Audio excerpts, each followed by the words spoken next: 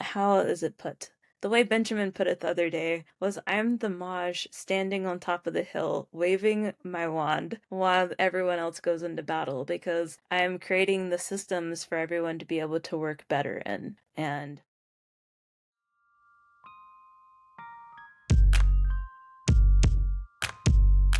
Hello and welcome to Dream Start Own Podcast, the path to own your time. I'm your host, Edgar the Connector, and today we have Heather. How are you doing, Heather? Thank you for joining. doing great. So, Heather, you're also known as Club, part of Pace Morby's community, and we've talked, but not too much about your day to days. I know you've changed a lot since when I met you back in, I think, Scottsdale, June of last year. So, what are you mainly focused on today? I would say almost completely on automations. So there's such a need in the community, and as my business has grown, I've really seen like, oh, this is where I could fit in, where I could fulfill a need, and that's specifically with automations and AI. So yeah, I'm excited as this evolution of my business. I've done so many things. I started off as a wholesaler, went to TC, went to operator, and now I'm more on the integrator side, but specifically focusing on automations. That's cool because you're trying something, think that you want to do something, and then you're like, I like this better. So it's awesome that you're able to go ahead and shift and pivot because a lot of people would just say, I didn't work and just go back to W-2. But no, you're doing things, and you had a good operator thing going for a bit from last time we talked. Is that still something going on, or did you just completely shut that down? I shut it down. That's one thing that has happened along this evolution is I've shut down a few businesses, but I feel like it's important to, if you don't enjoy something and you don't feel like it's a fit for you, to just go ahead and shut it down. A couple of things that I shut down last year was the operator business, also being a realtor, and my TC business. That all happened in 2024. Wow. Hey, progress over perfection. So Exactly. that's great. You're giving people permission to, when they're doing it, to go ahead and, if it's not working for you, if you're not feeling it, instead of sticking to that grind of being unhappy, that you're going to find something that works with. Yeah, it's so important to love what you do because we're in it grinding every day, and you just end up hating your life if you don't enjoy your day to day, at least to some degree. I mean, there's always going to be bad days, but the average should be good. Exactly. Gotta have ups and downs so you can enjoy the ups when you're there. If you're always to the top, it's just going to get boring. How long have you been in the automation space now? I've actually been in the automation space for over 10 years. Oh, I graduated with a computer science degree and got picked up by a web development firm beside my college. So they pretty much taught me everything I know.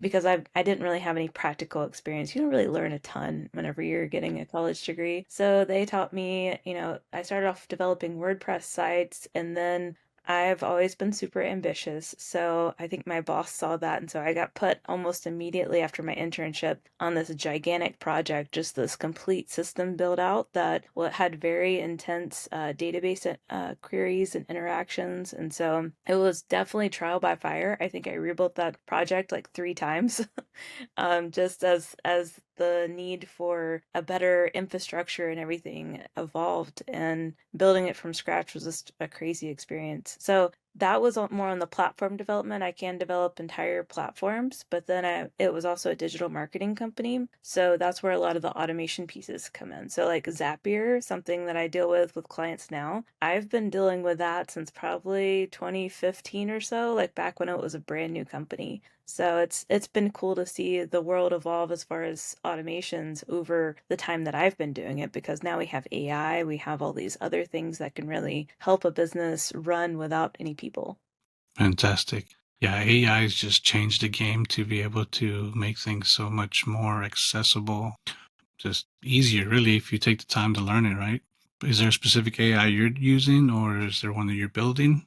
Yeah, so I'm actually on the AI team for OwnersClub now, and I met with April Elias just yesterday. It's been a long week. Yeah, we met yesterday and we were talking about some possibilities, and she was outlining what she had learned from Pace on what this team is actually going to do. So we got some really exciting things in the works as far as, how that team's going to function with an owners club and be able to help the community.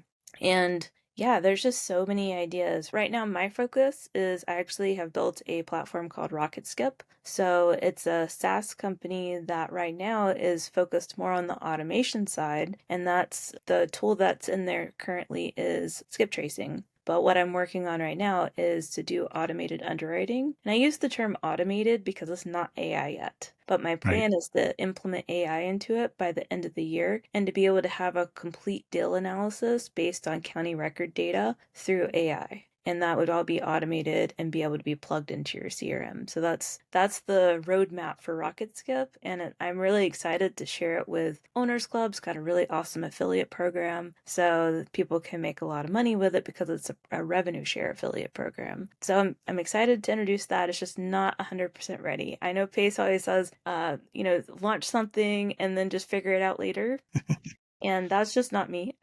I'm more of the developer person, and like if you launch something before it's ready and it breaks, then you just become super overwhelmed. So I'm making sure that it's getting some small groups of testers in there and seeing what breaks before releasing it to the masses. Your perspective is spot on. I like that you're setting goals, you're setting dates. That's one thing a lot of people said is goals without the date. But we have to let them know that you have to set a date, because if you don't, it's just a dream. And to make your goals more realistic, you got to put a date on it. Even if you don't get to it, just putting a date makes you want to get it done sooner.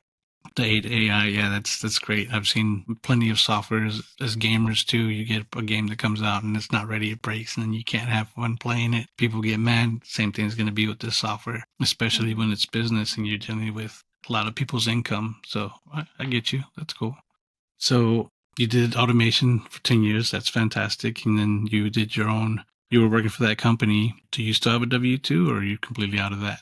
I'm completely out of it. So my day job, I guess you could say, is running REI Integrator. So that's the company that I mentioned was kind of evolving. It started off, and I started the company thinking it would be more of an operator for hire situation, like fractional operators. But I realized as I was building that and working with a couple clients, that's just really hard to manage and I guess keep a consistent, really high level of service. So, especially like whenever you're having to offload specific pieces to your team members, and it's a lot of trust in your team members. It's a lot easier to just take on projects and have a start and end on specific automations and being able to help from that side because I know that from way back at the beginning of my career. So I can basically whiteboard out any business as far as what could be automated, what systems could be used to automate each piece. I mean, there might be some research that goes into it, but the basic idea could be in that initial outline. Sweet. Well, that went over my head, but people are going to understand it. Yeah, well, at the end of the day, that's my day job. And so if anyone needs any automation help, I am running an automation agency. Okay, and they find you at your website, reiintegrator.com, Yes. or Instagram, anywhere else? Yeah, Instagram at heather.grizzard, which you can see how you spell my name down Yeah, below. it's on the screen. We have it there. Great. So what made you get into real estate? I I was trying to figure out where to go. I mean, I've always kind of enjoyed houses, although I'm not actually in houses right now. I'm more focused on bigger assets. So I basically took a trip in 2022 and thought about my life. And, and this was the conclusion that I came to. I spent 3 months in Honduras and I tried to think like, hey, I don't want to be behind a computer for the rest of my life because that's basically what developers do. And I was working as a contractor for a web development company. And my answer was to go to real estate school and become a realtor. So I didn't even think about investing because, my family is very much a Dave Ramsey type of family. So they're like, oh, you have to have all the money to invest. So it's like, oh, I can't save up hundreds of thousands of dollars just to buy one investment property. So I had put that on the shelf because I just didn't realize I hadn't discovered pace yet. But yeah, I became a realtor. I discovered REIN, which is the Women's Real Estate Investing Network. And Right? so I joined them and kind of got my first taste. It wasn't for me, so I didn't rejoin at the end of my year, but I found Pace soon after that and started following him. I think I followed him for about 4 or 5 months before joining Sub 2 and never looked back. Shout out to Pace, the Sub2 community. Yeah, that community is just something else. Pace has created such a great go-giver community, and I don't think I've gone one podcast without giving them thanks. I almost went the real estate agent route as well. I started doing the training. I paid for the classes. I did my first two tests, and then I was seeing all that red tape, and then listening to Pace, like, you know what? If I do this, I'm gonna have more red tape, and I'm still gonna be capped. So being an investor and not having to use your own money is just a whole nother level, another whole mindset shift. Actually, this morning I just signed a deal with Lever from OwnersClub as well. We just closed on a fourplex that we're getting off of kind of like a Morby method using the DSCR loan. Got dragged on a little bit, but we finally signed on it today, so I'm excited about that. That's awesome. Congrats. Thank you so much. What can somebody help you out with today in your business? So I'm actually looking to expand my team. If you know of any integrators who are really excited by AI and automations, then send them my way because I am trying to build out what my offering is going to look like after Squad Up, and I really want to just focus on the automations. I'm going to be building out these packages, and I'm going to be partnering with Benjamin Huang on automating businesses. So taking a business that's completely running on paper and then automating it or integrating it with other businesses as it's acquired into a business portfolio. So I've been learning a lot from him. I'm partnering with him on ownership code. So if you want to learn about creative business acquisitions, then check out ownershipcode.com. So that's been really cool because he has so much knowledge, and I'm able to take that into my own acquisitions plans and then also into this other business and like how I can help businesses, which I mean, I've already had a couple investors approach me about I guess you could call it paper to automations plan for businesses because it's hard to buy a business that basically doesn't even have a website. They just have like 5 file cabinets in the corner. And it's like, what do you even do with this business? So Right. that's what I'm working towards this year on being able to offer something that would help that. Cool. Ownershipcode.com. And shout out to Benjamin. I saw his landing page. It's a little intimidating there because I don't play around. It's very big keyword that he writes on there. So somebody that's listening to this and here's integrator, how do you define integrator for you? Yeah, that's a great question. I feel like there's so much confusion around integrator, operator, and assistant. Like there's those 3 different roles within a business. And an integrator is somebody who works more on the systems and all the connections, maybe the funnels, the all the techie stuff. And an operator is someone who deals more with the people and the processes. So I can help with both sides. I'm just choosing to focus more on the automations because it's so much more straightforward and scalable. And then an assistant, a lot of people say, hey, I need an operator, especially as Pace is pushing, getting an operator into OwnersClub. And I talked to them, especially when I was running that side of my business, and they just really needed an assistant. If you're trying to take a lot of those repetitive tasks off of your plate, then an assistant is definitely the way to go. They're very affordable. And the time that you get back, like if you think of how much you pay an assistant versus how much you could focus on the important stuff in your business that's not repetitive, then definitely worth it. And then yeah, an integrator, just the techie side. Now, if you read Rocket Fuel, it's kind of a different definition, but I think that looks at businesses more in a broad sense, and we have to consider like what roles we have in our community and how we're molding these different roles because we have the top tier TC who's building up the operators, we have integrators within the sub 2 community, and then we have VAs that we can hire. Okay. So an integrator that reaches out to you, do they need to have college experience? Do you want them to have a job experience? Is it somebody that's coding? What is a decent candidate that can learn if they don't already know a good portion of it? I think at minimum, you need to at least be tech savvy. If you don't know how to get into your emails, might not be a good fit. And I only say that because I talk to quite a few investors who are, at that level of tech, I guess they have difficulty with it. Right. So you need to at least be proficient in that, and then everything else is learnable. I've developed several internship programs. I'm actually considering how to utilize the Orbit program that Pace is putting together for ARIA integrators. So I'm thinking about putting together some sort of internship for people who want to be an integrator, but they don't really know what it is. It's just something that interests them and it fits their personality. Okay. So let me just from experience that I've had working with techie people. So I'm Mhm. a planner for industrial construction, and I worked with a couple of college graduates that they knew their Excel. They're crazy with the Excel formulas, VLOOKUP, XLOOKUP, this and that. But we moved offices from one place to another, and they couldn't plug in their monitor to the computer correctly. So when you mean techie, you want electronics techie, or do you need software techie to be able to like program your protocols on your emails, like for Outlook and secure connections, or just basic remembering logins, what web page to get to? And again, with Excel, like if you add a space at the end of an Excel formula, it throws it all off, and you can't see it because it's invisible. So be a little more I guess, detailed or specific on that portion, please.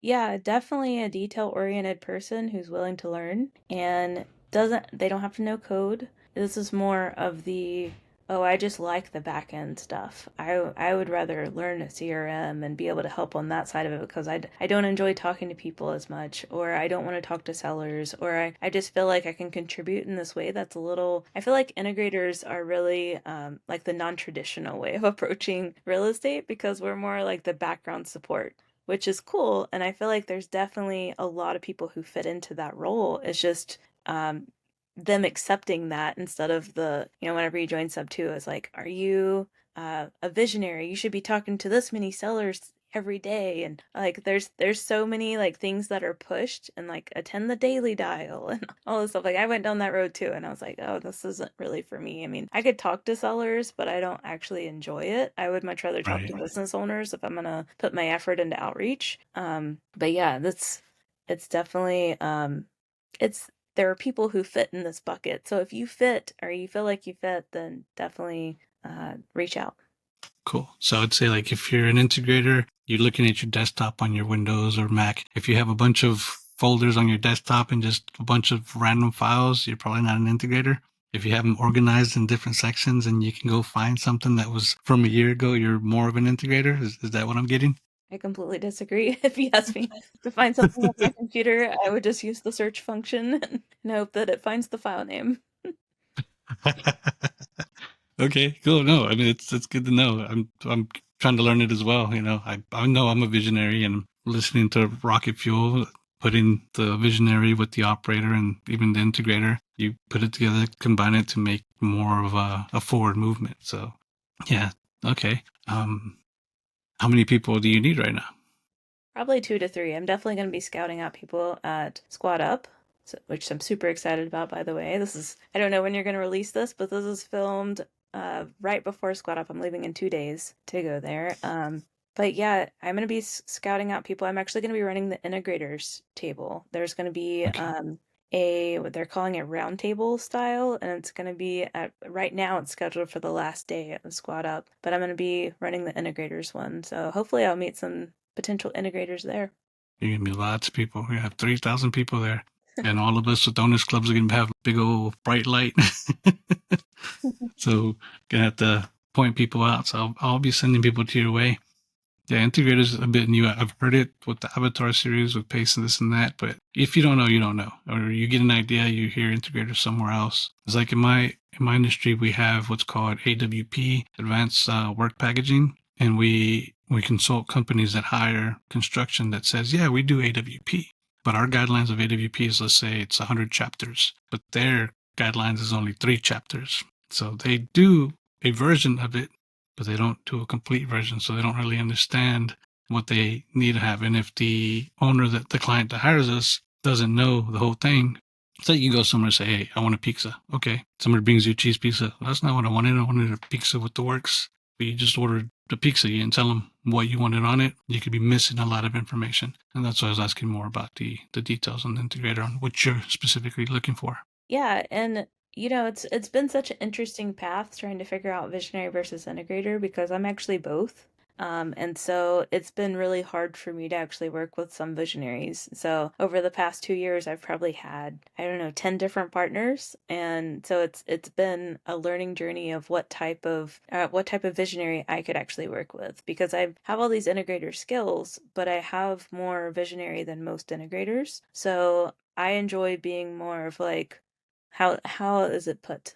The way Benjamin put it the other day was, I'm the Mage standing on top of the hill, waving my wand while everyone else goes into battle, because I'm creating the systems for everyone to be able to work better. And what I'm going to be doing over the course of this year is going into Boston Home Services and helping the operator in that business, Colin, to be able to work easier in his role, and then to also integrate all of the new businesses they're acquiring. Benjamin's looking to acquire. He's got one laundromat under LOI right now, which will be closing in like a month, and then he's trying to acquire 5 more. So it's integrating all of those guys together to all work under the same systems, which will be an interesting project. I'm excited about it though.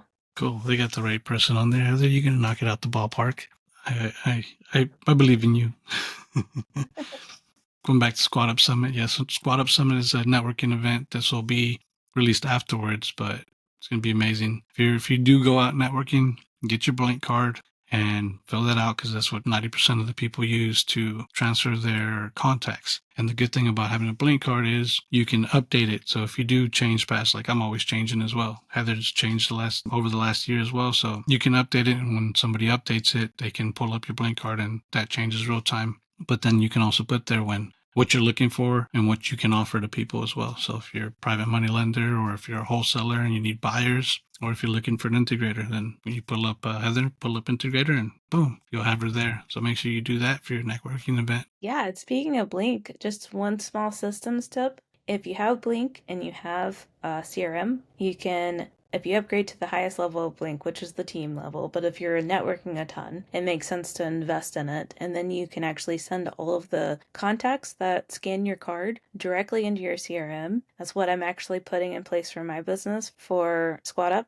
And I'm going to be sending out an automated email next week to all my new contacts. And then I will have to manually follow up with them. So I'm probably going to, connect with 300 or 400 people. That would be very intense, just, following up with them manually. Yeah, definitely. That's one of the biggest things I noticed. After you get there, you have all that energy, and then you finish the 4 days of networking, and then you get home, you get tired. You're like, okay, I need a little break. And then last time started going through some of my blank, and people didn't have what they were doing, so I was like, I'm gonna delete you. So whatever conversation we had may have been a good one, but it wasn't memorable enough for me to remember the blank, because there's so many people you're gonna talk to, and if the information's not there, you're going to delete it. But if you have the CRM the way Heather's talking about, you'll be able to have it all on your computer and multiple different places to see it, and set it up to automatically follow up. Yeah, I mean, I'm gonna put in my buy box. I'm gonna put in a link to schedule on my Calendly. Like, they're gonna be able to reach back out to me because I've made that touch with them after we get back home without being exhausted. Your buy box, big thing that Pace has been pushing on this. So how do we get to your buy box? HeathersBuyBox.com. HeathersBuyBox.com. Awesome. You beat all the other Heathers to it.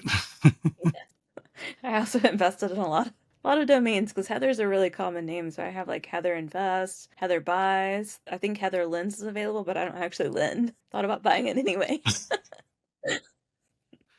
Yeah, you'll get there one day, or if not, with the cheat code that Pace is setting up, they'll send you people and they'll send it to you, and you're going to be integrating with a lot of other people, lenders that you'll be able to work with, to be able to hopefully get a finder's fee.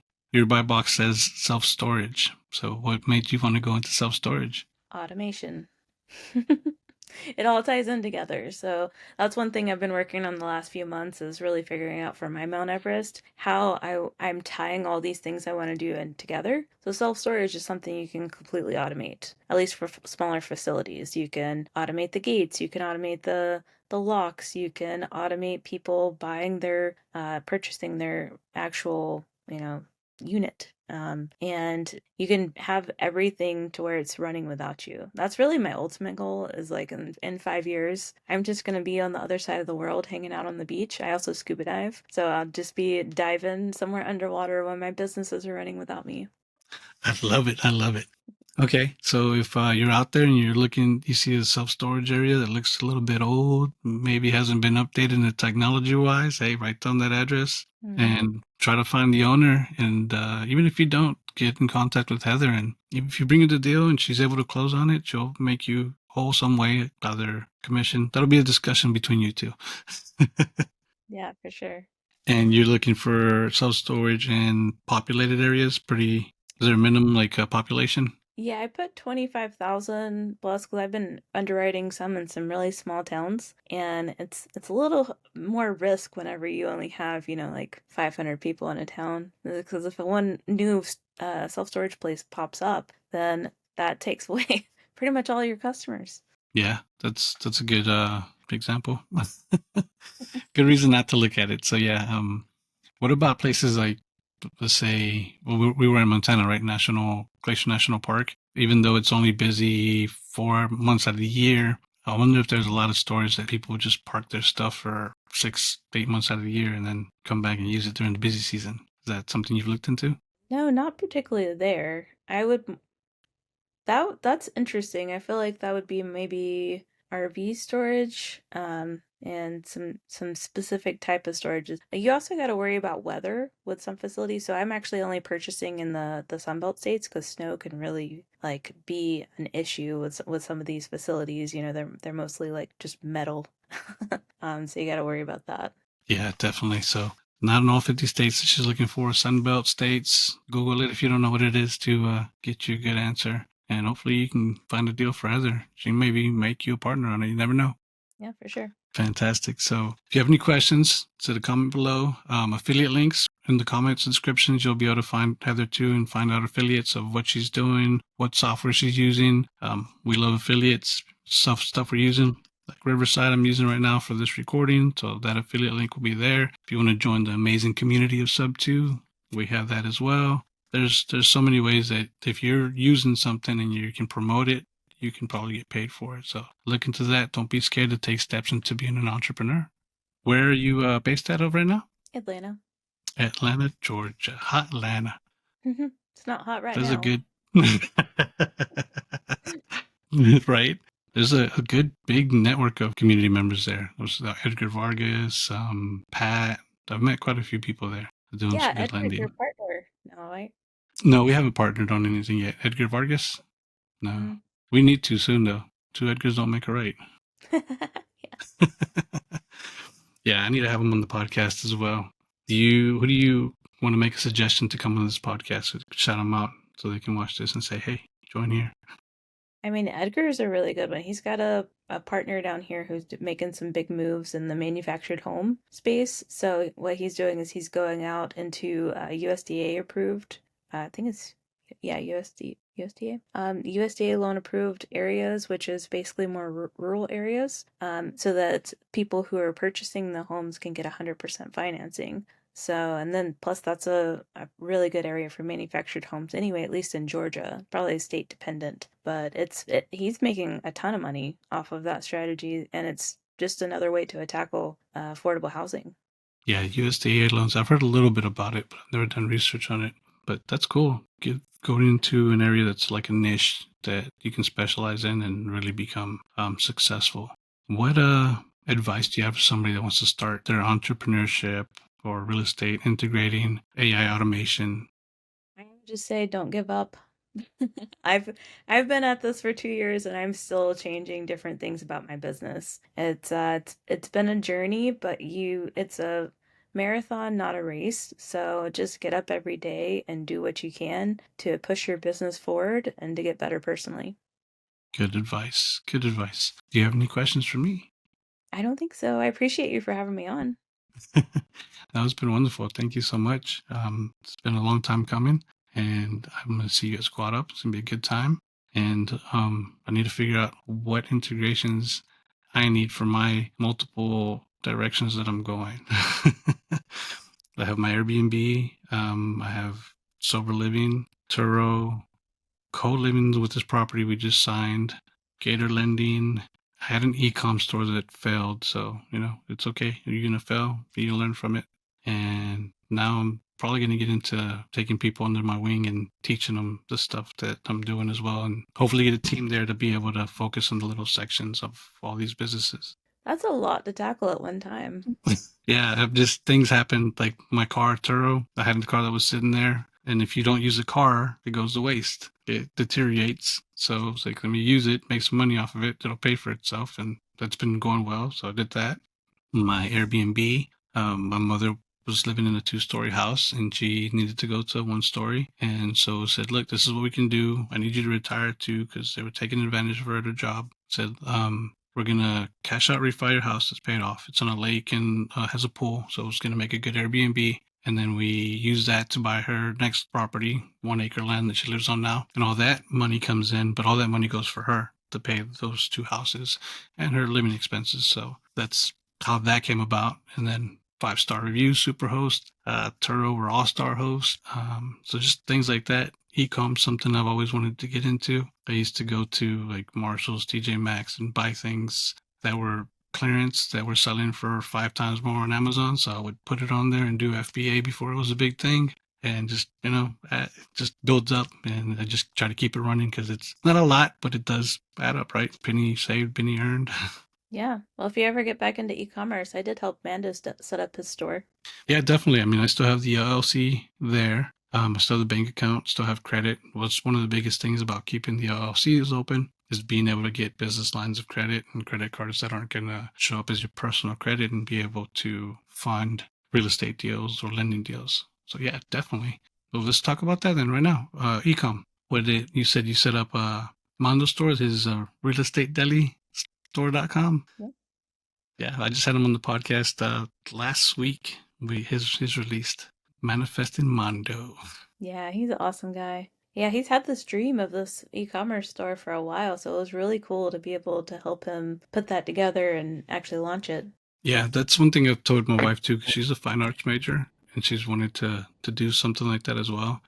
So I know he's got like a print on demand, so that'd be something she can do is make designs and then just send them out and not have to buy the inventory up front. Just whenever somebody makes the order, have the t-shirt printed out or whatever clothing merchandise it is, and then from there they send it out. Yeah, for sure. Yeah, it's all about the designs with that, and Mondo's got some really cool designs. I hope he makes a lot of sales at Squad Up. Definitely. I think he shifted a little bit. He said he didn't like the quality that was there, so he's looking for a higher quality merchandise. So if you know somebody that does high quality t-shirts for print screening, reach out to Manifesting Mondo. He was on the previous podcast, or you can get with Heather. She'll direct you to him too. They're working together with that. Mm-hmm. Cool. All right. Thank you for being on the podcast. We're going to go from there. I'll see you at Squad Up. Yeah, see you there. Catch this next podcast where you can start your dreams and start to own your time the way these other guests have.